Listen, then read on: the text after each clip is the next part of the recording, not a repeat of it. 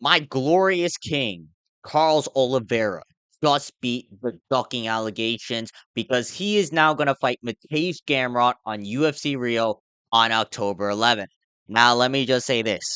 Was I panicked when I first heard that Charles Oliveira was worried about the stylistic matchup?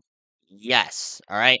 Maybe it was due to translation errors. I can't really find the original post, but it just felt weird, right? That Charles Oliveira was saying some things about like, oh, it's kind of a iffy matchup because Matej Gamrot is a completely stylistic different matchup to Rafael Fiziev, which it is. But yeah, it just sounded like he was initially ducking Matej Gamrot, and you could kind of see it in Matej Gamrot's tweets here. Like he was talking about, I hear you're worried about my style, even though you had a full training camp. I had none, and I'm still ready to step in the cage. 2 weeks left to prepare, and I'm already in ATT right here. No excuses. Let's do this. And yeah, this fight it's been booked right after Matej Gamrot tweeted this. And let me just say this before I continue on. Matej Gamrot, all right, he's not the most exciting fighter, but I feel he has been heavily disrespected for the longest time. And I feel like he needs to get his flowers because he's always been the guy to just jump right in there against anyone, anytime, any day. All right. He tried to get a fight with Benoit Saint Denis a couple of months back, but BSD said no.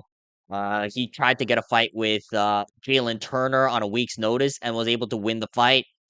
He even tried to fight Armin Sarukian, which I'm gonna talk about later because this fucking clown here, all right, he's really starting to piss me off.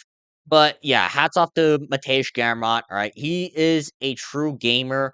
All right, now what to say regarding this matchup though? I'm actually very glad that this fight happened because this is a very approachable matchup for Charles Oliveira. Now, like I know there's like some worry about Matej Gamrot might just shoot the takedown and Charles Oliveira might just be content on staying on his back. But the difference is I don't think Matej Gamrot is as well rounded as Sarukian, at least in the jiu-jitsu. Part of the reason why I think Sarukian was able to do as well as he did was because he has a very good grappling game. He just doesn't show it in the UFC that often, but defensively, he was doing the right things in a lot of submissions, and he was able to maintain top control and just land some ground and pound in order to edge out a 29-28 split decision. And I don't believe Matej Gamrot has that kind of jujitsu game to where he can defend the guard of Charles Oliveira. It's not going to be like Ilia Topuria, where Topuria is literally slicing through Charles Oliveira's guard like butter. And I'm going to cry right after Topuria knocks him out with a 2-3 down the pipe. This is Matej Gamrot, who's a very good grappler, but he primarily wrestles and he doesn't have that crazy of top control. I remember watching the Dan Hooker fight, which even though I think Matej Gamrot won, Dan Hooker was doing a very good job of getting back up to his feet, just trying to build himself back in, trying to go for submissions and almost getting some at times. And Dan Hooker was able to win the fight, I guess, through just getting back up to his feet and then dropping Matej Gamrot a couple of times. And you could say, oh, Gamrot should have won that fight. But at the same time, I expected Gamrot to do a lot better than what he showed. Right? I expected Gamrot to kind of just hold down Dan Hooker over the course of 3 rounds, and kind of make it a stink fest. But still, I expected it to be one sided because Dan Hooker, although he has great takedown defense, although he has like decent scrambles to get back on top, right? He is very susceptible to that kind of style before, right? Islam Makhachev beat him on short notice in the first round by taking him down and then subbing him with the Kimura. I believe he's lost other fights in the past. I don't know if he's fought any elite level wrestlers though, but still, he is prone to getting taken down. And the fact that Matej Gamrot, although was able to get the takedowns, couldn't really hold down uh, Dan Hooker is kind of concerning. Maybe Matej Gamrot doesn't shoot takedowns, right? Maybe Matej Gamrot will be more content with staying on the feet. But at the same time, Matej Gamrot typically doesn't fight like that. Gamrot, like, will usually immediately shoot a takedown if he's ever troubled on the feet. And Oliveira, I know he got knocked out by Ilya Taporia not that long ago, but he is still very dangerous. And if he comes out blitzing, then I suspect that Gamrot's going to be looking to shoot on the legs. And the difference, however, is I don't think he has the jujitsu knowledge to be able to survive the choke attempts of Charles Oliveira. All right, people forget that Charles Oliveira has an elite level submission game. And just because Ilya Taporia was completely unaffected by it, just because Islam Makhachev was unaffected by it, just because Arman Sarukian was barely able to survive, that don't mean that Gamrot can necessarily, because Charles Oliveira, he has the most submissions in the UFC for a reason. And regardless, though, I can also see Gamrot winning this, so it's not like a complete guarantee. I'm gonna slightly favor Oliveira.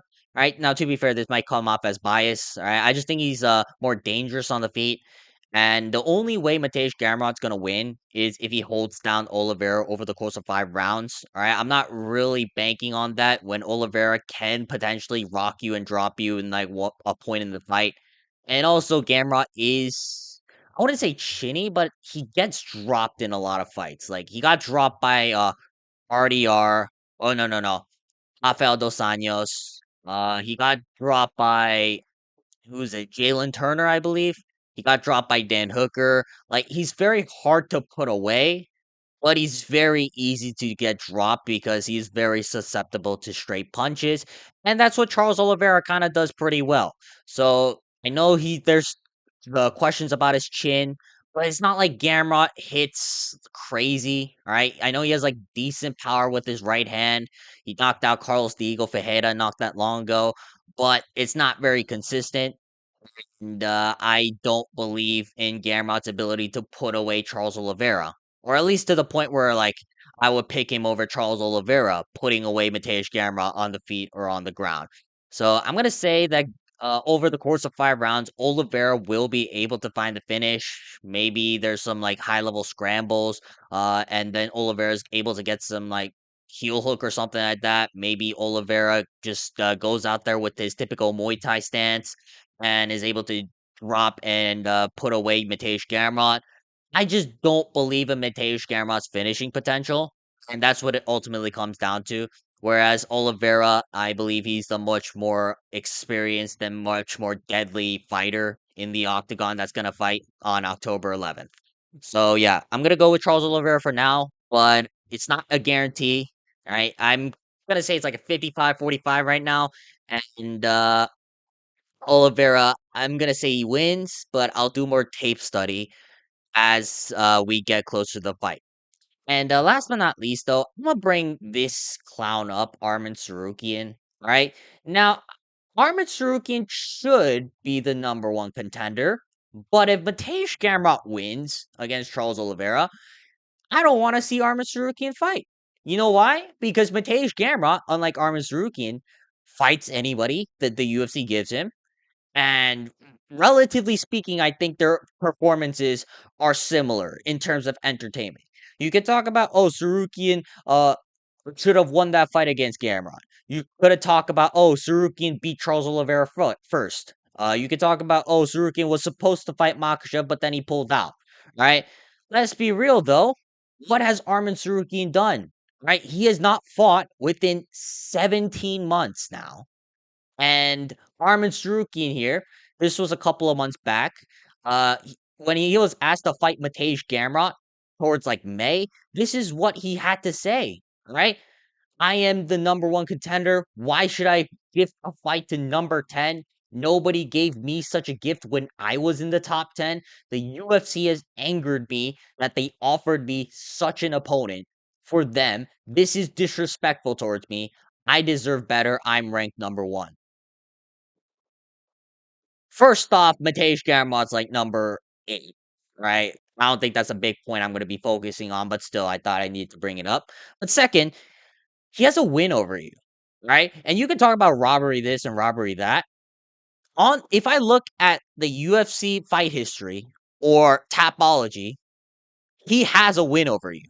All right, now let's look through Arman Sarukian's fight history. All right, he has a lot of great wins. He has a win over Charles Oliveira, Benil Dariush, Damir Ismagulov. But what's this?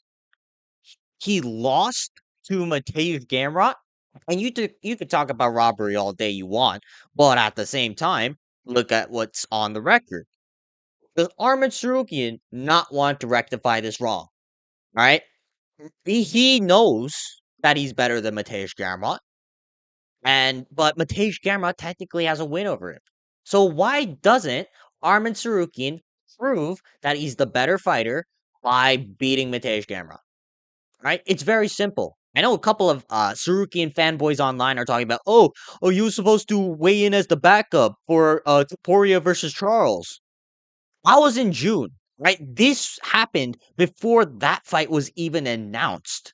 So I don't want to hear any Sarukian fanboys talking about, oh, Sarukian shouldn't have to fight Gamrot. Like, Sarukian, first off, is not in a position to demand fights, right? He should be fighting whoever the UFC gives him, realistically. And second off, it's not unreasonable, right? Gamrot is a top 8 fighter, right? Gamrot is very underrated. And if Sarukian would have corrected, I guess the mistake, you if you would call it, of and fought Gamrot in a rematch and dominantly beat him, okay, he should fight Oliveira, or he should fight the winner between Topuria and Charles next. All right, it's not that hard to figure this out. But unfortunately for Sarukian, it kind of is. Because let's look at what Sarukian's been doing over the past couple of months now. All right. This is very recent. Right. This is Armin Sarukian grappling with 50-year-old Benson Henderson.